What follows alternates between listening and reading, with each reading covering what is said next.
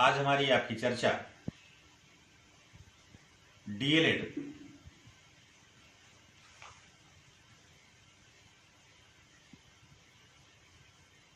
First semester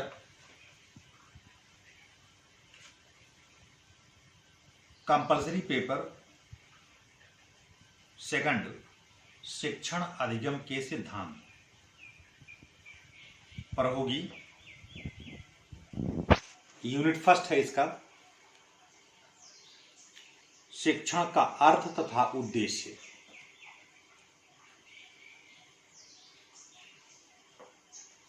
शिक्षण एक द्विमार्गी प्रक्रिया है जिसके द्वारा विचारों का आदान प्रदान होता है। पहले विद्वानों ने इसे द्विमुखी प्रक्रिया माना था, लेकिन अब यह त्रिमुखी प्रक्रिया हो गई है। इसमें टीचर, लर्नर और सिलेबस, शिक्षण में तीन चीजें मुख्य रूप से होती हैं। एक शिक्षक होता है, उसके सम्मुख छात्र होते हैं और विषय सामग्री होती है।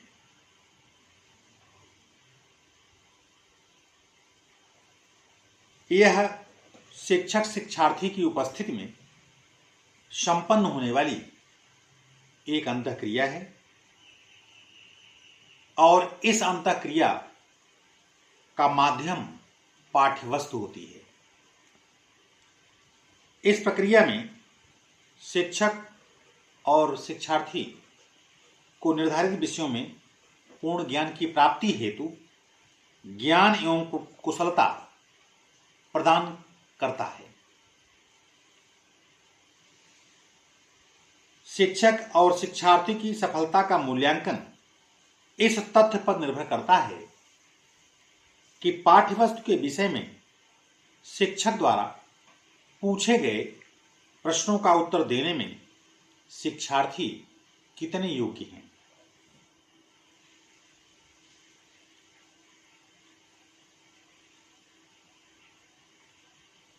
शिक्षण कार्य वह प्रक्रिया है जिसके द्वारा एक शिक्षक अपने छात्रों को ज्ञान एवं कौशल प्रदान करता है।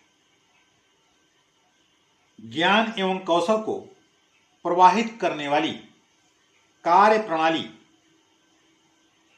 या कार्य प्रक्रिया एवं कला को शिक्षण कहते हैं। शिक्षण की कुछ परिभाषाएं हैं, आइए इन पर हम आप चर्चा करते हैं।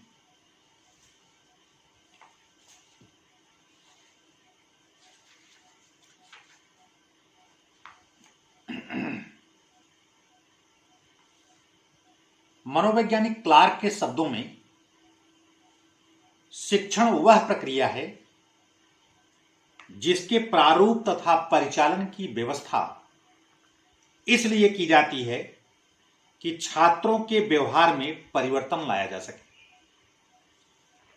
क्लार्क के शब्दों में शिक्षण वह प्रक्रिया है जिसके प्रारूप तथा परिचालन की व्यवस्था इसलिए की जाती है कि छात्रों के व्यवहार में परिवर्तन लाया जा सके। In English, teaching as the activities that are designed and performed to produce change in student behavior।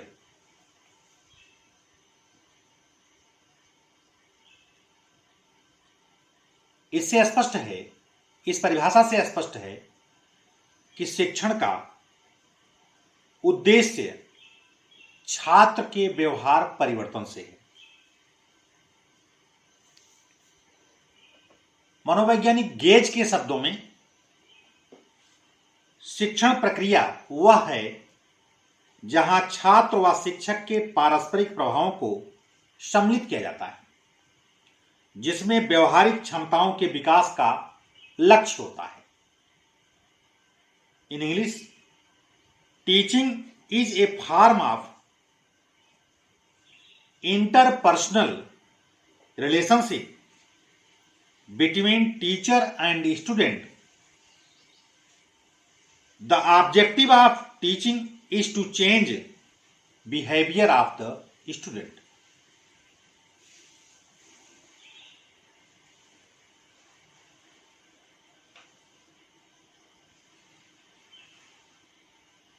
मनोवैज्ञानिक मॉरिसन के शब्दों में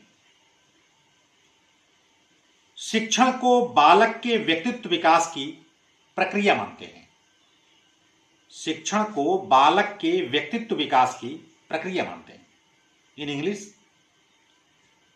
teaching as a process of education, comma, where teacher helps in developing the student personality by his intimate contact, according Morrison.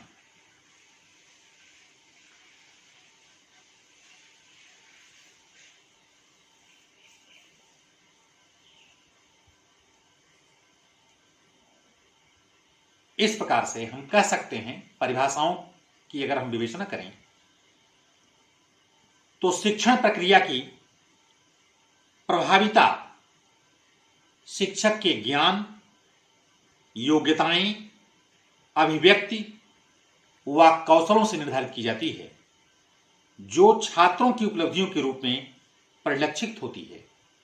अतः शिक्षण शिक्षक के निरीक्षण योग्य व्यवहार हैं जो अधिगम को अभिप्रेरित करते हैं। यानी सभी परिभाषाओं से स्पष्ट है कि शिक्षण में व्यवहार परिवर्तन निहित है, अर्थात शिक्षण द्वारा अधिगमकर्ता को चाहे जैसा ढाला जा सकता है। शिक्षण द्वारा व्यक्ति में वांछित योग्यताओं व दक्षता को विकसित किया जा सकता है।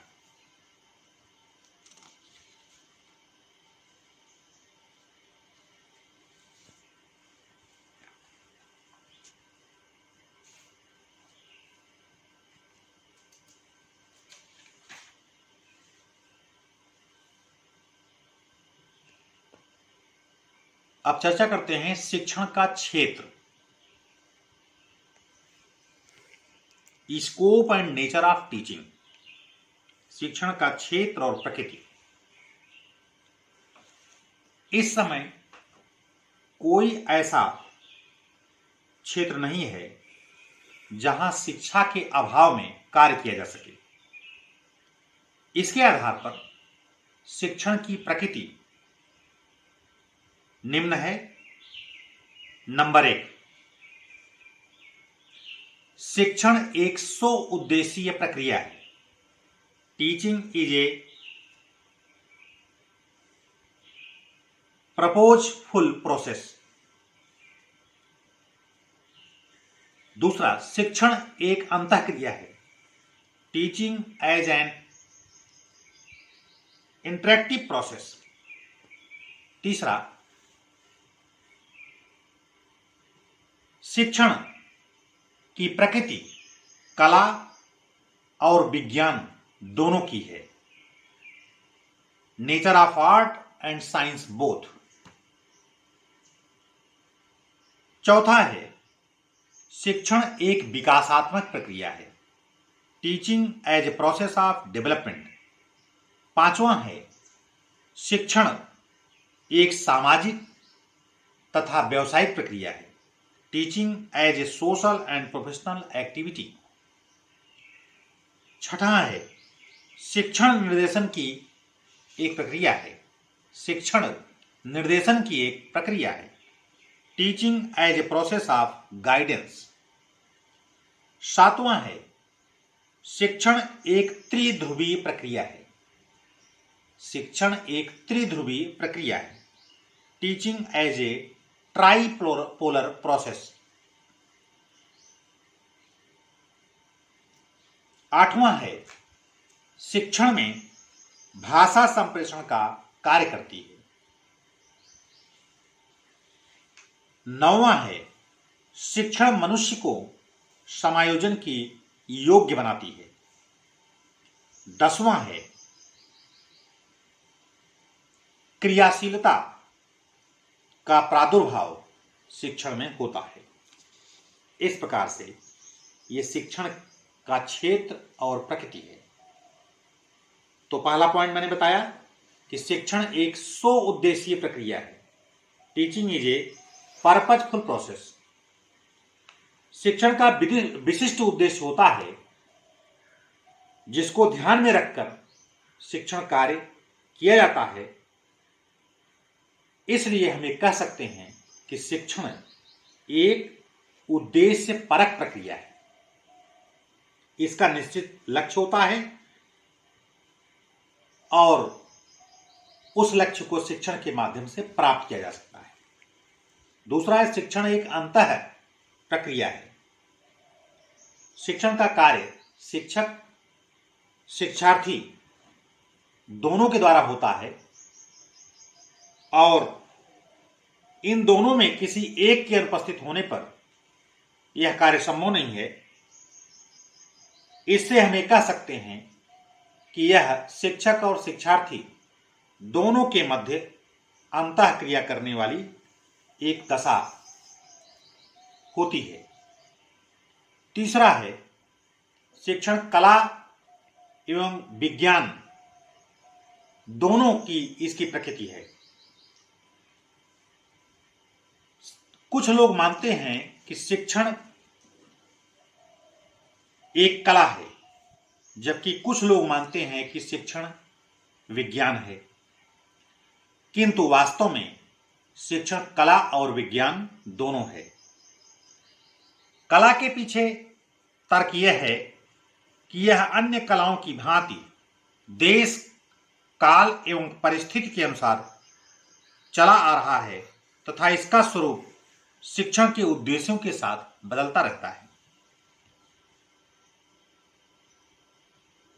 इसके आधारभूत सिद्धांत शाश्वत हैं, जो नियम देश, काल, परिस्थिति में नहीं बदलते। इस आधार पर हमें कह सकते हैं कि शिक्षण की प्रकृति विज्ञान भी है। चौथा पॉइंट है शिक्षण एक विकासात्मक प्रक्रिया है। बाल केंद्रित शिक्षण के द्वारा बालक का सर्वांगीण विकास होता है तथा बालक का व्यवहार परिवर्तन होता है। सफल शिक्षण तभी माना जाता है जब उसके तीनों पक्षों ज्ञानात्मक, भावात्मक और क्रियात्मक का विकास हो। इसलिए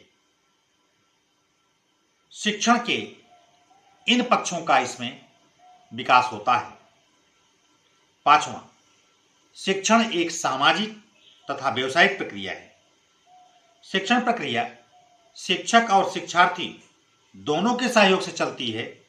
शिक्षण प्रक्रिया के संचालन हेतु वातावरण उचित होने के कारण, सामाजिक होने के कारण यह एक सामाजिक प्रक्रिया है तथा इसे जीविकोपार्जन के रूप में शिक्षक द्वारा प्रयोग किया जाता है। इसलिए यह एक व्यवसायिक प्रक्रिया है।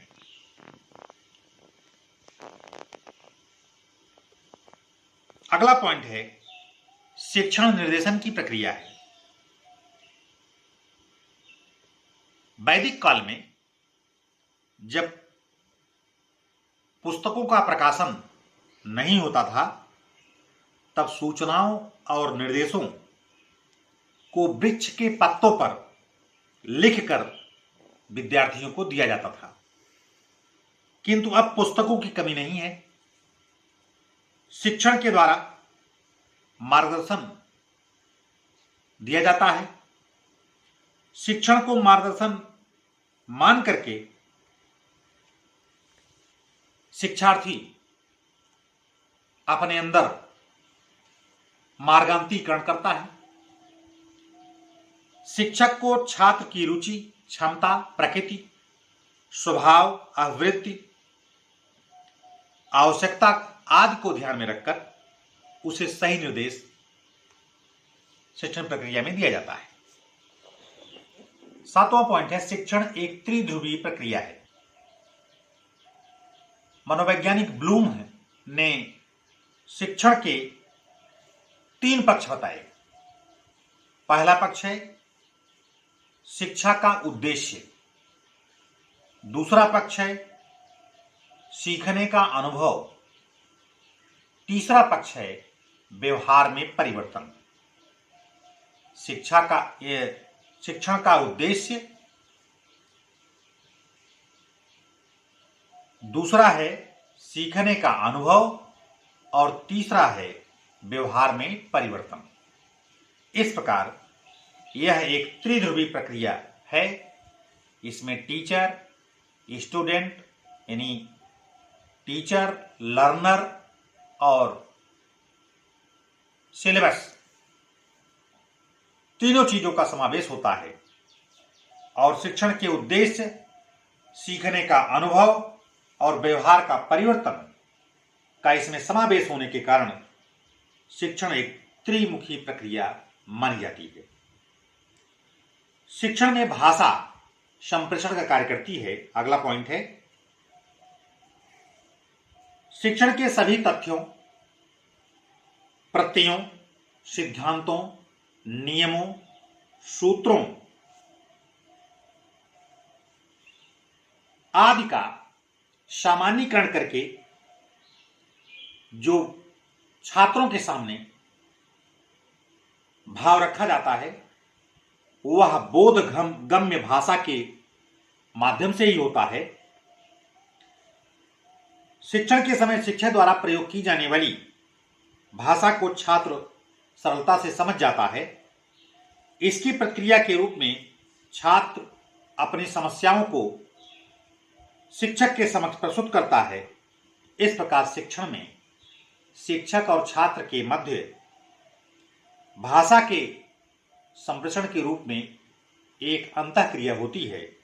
इस आधार पर हम ये कह सकते हैं कि शिक्षण में भाषा संप्रेषण का कार्य करती है। 9वां पॉइंट है शिक्षण मनुष्य को समायोजन के योग्य बनाता है।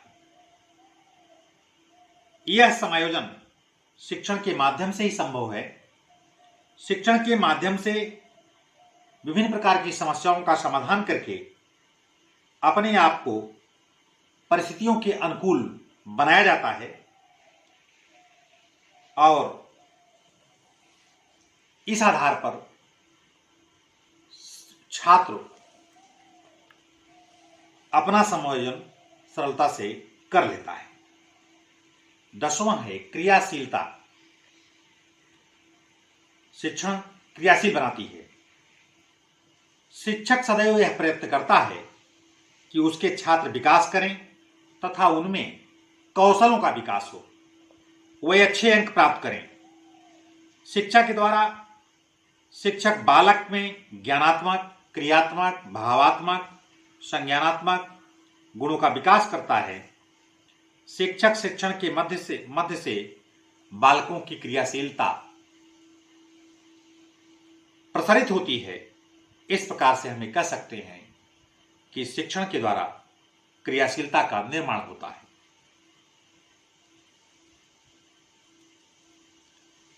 शिक्षण के उद्देश्य, ऑब्जेक्टिव्स ऑफ टीचिंग।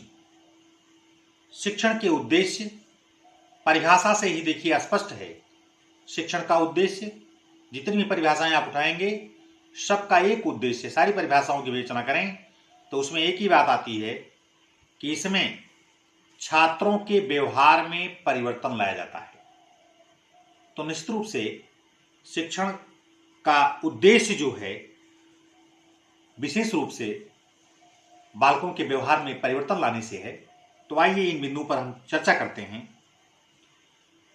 शिक्षण का उद्देश्य, पहला उद्देश्य है यह संपूर्ण मानव का निर्माण करती है। यानी बालक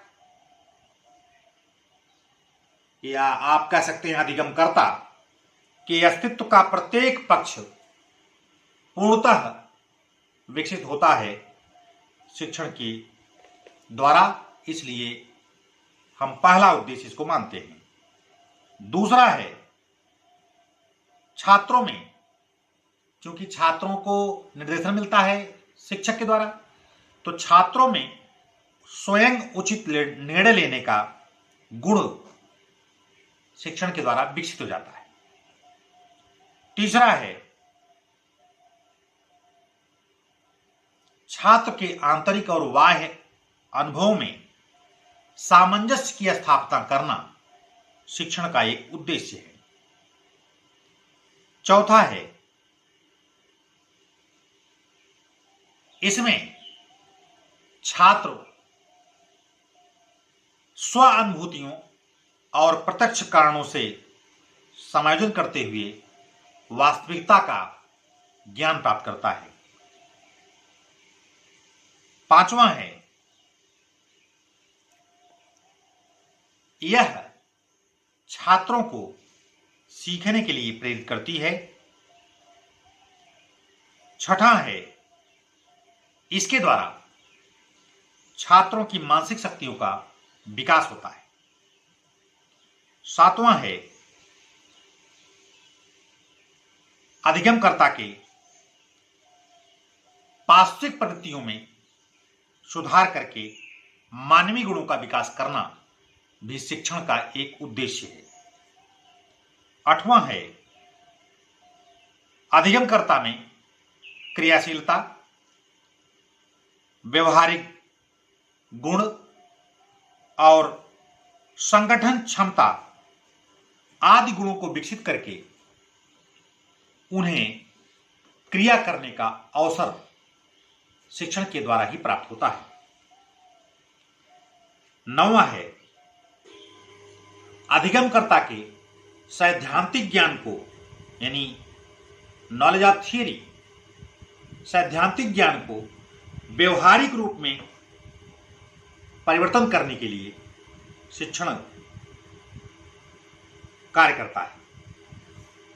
अगला पॉइंट है समायोजन की क्षमता अधिगमकर्ता में शिक्षण के द्वारा प्राप्त हो जाती है। शिक्षण के माध्यम से आत्मविश्वास और आत्मानुभूति अधिगमकर्ता में उत्पन्न हो जाती है। 12वां पॉइंट है शिक्षण का उद्देश्य अधिगमकर्ता को सृजनात्मकता का विकास करना और सृजनात्मक कार्यों के लिए प्रेरित करना होता है। अगला पॉइंट है शिक्षण का उद्देश्य छात्रों को मार्ग निर्देशन देकर उन्हें उपयुक्त और उपयोगी मार्ग चुनने की क्षमता का विकास कराना होता है। अगला पॉइंट है शिक्षण का उद्देश्य अधिगमकर्ता में अपने अनुभवों तथा विचारों को दूसरे के समक्ष प्रस्तुत करने में सामर्थ्यवान बनाता है। यानी शिक्षण का उद्देश्य अधिगमकर्ता के आत्माभिव्यक्ति का विकास करके अपने अनुभव और विचारों को दूसरों के सम्मुख प्रस्तुत करने के योग्य बनाता है।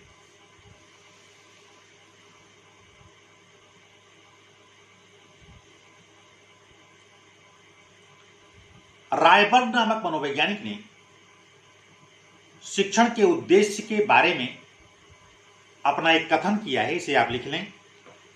रायबर्ग के शब्दों में, जब बालक का उत्तम शिक्षण हो चुका होता है तो वह एक समयबद्ध विकसित व्यक्तित्व सहित विद्यालय छोड़ता है।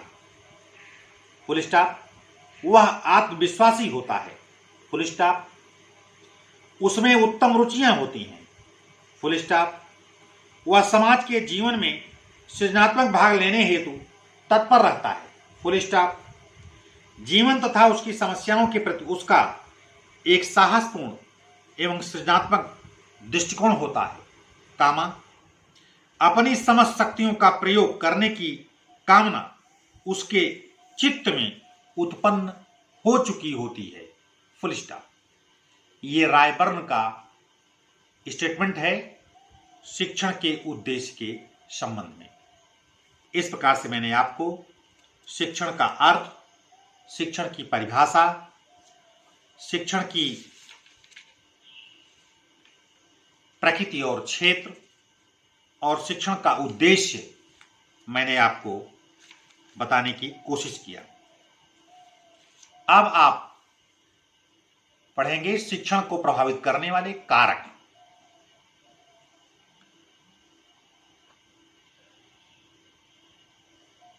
शिक्षण का मुख्य उद्देश्य अधिगमकर्ता के व्यवहार में परिवर्तन लाना होता है, यानी शिक्षण की प्रक्रिया एक अंतःक्रिया के रूप में मानी जाती है। इसलिए शिक्षण प्रक्रिया को अनेक कारक प्रभावित करते हैं, जो निम्न है। नंबर 1, शिक्षा का उद्देश्य। नंबर 2, व्यक्तिगत भिन्नताएं। नंबर 3, छात्रों का मनोशारीरिक स्तर। नंबर 4, विषय वस्तु का स्वरूप व स्तर। नंबर 5, कक्षा का वातावरण। नंबर 6, शिक्षण क्रिया का नियोजन। नंबर 7, शिक्षक की विशेषताएं एवं योग्यताएं। नंबर 8, भौतिक सुविधाओं की उपलब्धता। नंबर 9, बाल केंद्रितता एवं शिक्षण प्रविधि। नंबर 10, मूल्यांकन प्रतिफल। एक एक पर आइए चर्चा करते हैं। नंबर 1, शिक्षा का उद्देश्य। शिक्षा का उद्देश्य शिक्षण प्रक्रिया के स्वरूप तथा संरचना को प्रभावित करता है। शिक्षण के कुछ निश्चित अधिगम उद्देश्य हैं, जैसे कौशलात्मक उद्देश्य, दूसरा अनुप्रयोगात्मक उद्देश्य, तीसरा ज्ञानात्मक उद्देश्य, चौथा अवबोधात्मक उद्देश्य। इस प्रकार से कई उद्देश्य हैं और प्रत्येक उद्देश्य के लिए भिन्न प्रकार का शिक्षण होता है। इस प्रकार से शिक्षा का उद्देश्य शिक्षण को प्रभावित करता है। दूसरा, व्यक्तिगत भिन्नताएं। कक्षा के विद्यार्थी परस्पर एक दूसरे से शारीरिक और मानसिक स्तर से भिन्न होते हैं। उनकी बौद्धिक क्षमताएं भिन्न भिन्न होती हैं, इंडिविजुअल डिफरेंसेस जिसको हम आप कहते हैं। तो उनकी मानसिक सामाजिक रचना तथा संवेगात्मक रूप से उनमें पर्याप्त रूप से अंतर पाया जाता है। ऐसी स्थिति में जो शिक्षण की विधियां हैं, जो शिक्षण के प्रभावी कारक हैं, वो प्रत्येक बालक के व्यक्तित्व को भिन्न भिन्न व्यक्तित्व होने के कारण उनको प्रभावित करते हैं। ऐसी स्थिति में उनकी आवश्यकताओं, रुचियों और योग्यताओं तथा क्षमताओं के आधार पर उनमें अधिगमकर्ता में भिन्नताएं पाई जाती हैं। इसलिए व्यक्तिगत जो विभिन्नताएं हैं वह शिक्षण को प्रभावित करती हैं। तीसरा, छात्रों का मनोशारीरिक स्तर। विद्यार्थियों का जो मानसिक और शारीरिक स्तर है वह पूर्ण रूप से शिक्षण को प्रभावित करता है, क्योंकि अगर विद्यार्थी शारीरिक रूप से स्वस्थ नहीं है तब भी शिक्षण प्रभावित होगा। विद्यार्थी मानसिक स्तर से स्वस्थ नहीं है तब भी शिक्षण को प्रभावित करेगा। इसलिए शारीरिक और मानसिक दोनों स्तर जो होते हैं विद्यार्थियों के, वह शिक्षण को प्रभावित करते हैं। अगला, विषय वस्तु का स्वरूप व स्तर। विषय वस्तु का प्रकार तथा स्वरूप भी शिक्षण प्रक्रिया को प्रभावित करता है। शिक्षण की विषय वस्तु जैसी होगी उसी अनुसार शिक्षण का स्वरूप भी परिवर्तित होता रहता है।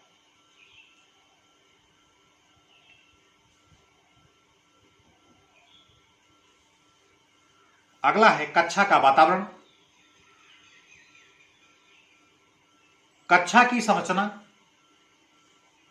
उसका परिवेश शिक्षण प्रक्रिया को पूर्ण रूप से प्रभावित करता है। यदि कक्षा प्रकाशहीन है, वायु यानी उसमें एयर वेंटिलेशन नहीं है, तो उस स्थिति में शोरगुल वातावरण है। ये सब सारे कारक जो कक्षा के हैं वो उचित रूप से शिक्षण को देने में अपना प्रभाव डालते हैं। ऐसी स्थिति में कक्षा का जो वातावरण है वह शिक्षण को प्रभावित करने वाला एक कारक होता है। अगला पॉइंट है शिक्षण क्रिया का नियोजन। शिक्षण क्रिया का नियोजन भी शिक्षण को प्रभावित करता है। यदि शिक्षक बिना किसी योजना के शिक्षण की क्रियाओं को संपादित करता है तो उसकी शिक्षण क्रियाएं कभी भी रोचक और प्रभावी नहीं होती हैं। इससे बालक अच्छी तरह से विषय का अधिगम नहीं कर पाते। इसलिए शिक्षण क्रिया का जो नियोजन है वह भी शिक्षण को प्रभावित करने वाला एक कारक माना जाता है। अगला पॉइंट है शिक्षक की विशेषताएं एवं योग्यताएं। शिक्षक की शारीरिक, मानसिक, बौद्धिक, शैक्षिक विशेषताएं तथा कौशल, पात्रता, क्षमता, दक्षता और उसका व्यक्तित्वशील गुण, ये सारी चीजें शिक्षण के स्वरूप को प्रभावित करती हैं। इन्हीं योग्यताओं और विशेषताओं के आधार पर शिक्षक का शिक्षण भिन्न भिन्न प्रकार से प्रभावित करता है। विद्यार्थियों को प्रशिक्षित एवं शैक्षिक नवाचारों से प्रबुद्ध एवं मनीषी अर्थात विद्वान शिक्षक का अध्यापन कार्य अप्रशिक्षित और अपेक्षाकृत ज्ञान और बुद्धि में निम्न स्तर के जो शिक्षक हैं उनकी जो विशेषताएं और योग्यताएं हैं वो शिक्षण को निश्चित रूप से प्रभावित करती हैं। शैक्षिक नवाचारों की प्रवीणता के उपयोग द्वारा शिक्षण प्रक्रिया को हम रोचक बना करके अच्छे ढंग से अधिगम कराते हैं। इसलिए शिक्षक की जो विशेषताएं और योग्यताएं हैं वो शिक्षण को प्रभावित करने वाले कारकों के अंतर्गत आती है। भौतिक सुविधाओं की उपलब्धता। यदि किसी शिक्षक के पास उचित मात्रा में अलग अलग प्रकार के शैक्षिक साधन उपलब्ध नहीं हैं तो वह शिक्षण को प्रभावी नहीं बना सकेगा, उसमें नीरसता आएगी। ऐसी स्थिति में जो भौतिक सुविधाएं हैं वे भी शिक्षण को प्रभावित करने वाली एक कारक की श्रेणी में गिनी जाती है। बाल केंद्रित एवं शिक्षण प्रविधि। शिक्षण विधि तथा शिक्षण तकनीकी द्वारा भी शिक्षण की प्रक्रिया प्रत्यक्ष रूप से प्रभावित होती है। विषय वस्तु के विकास में छात्र की उचित सक्रियता तथा निष्ठा एवं सहभागिता भी शिक्षण को प्रभावित करती है। शिक्षण प्रक्रिया में क्रिया पद्धति, खेल पद्धति, करके सीखना आदि पद्धतियां अपनाई जाएं तो निश्चित रूप से हमारा शिक्षण अच्छे ढंग से होगा। इसलिए बाल केंद्रिता और शिक्षण प्रविधि ये शिक्षण को प्रभावित करने वाली कारक की श्रेणी में आती है। अगला मूल्यांकन प्रतिफल।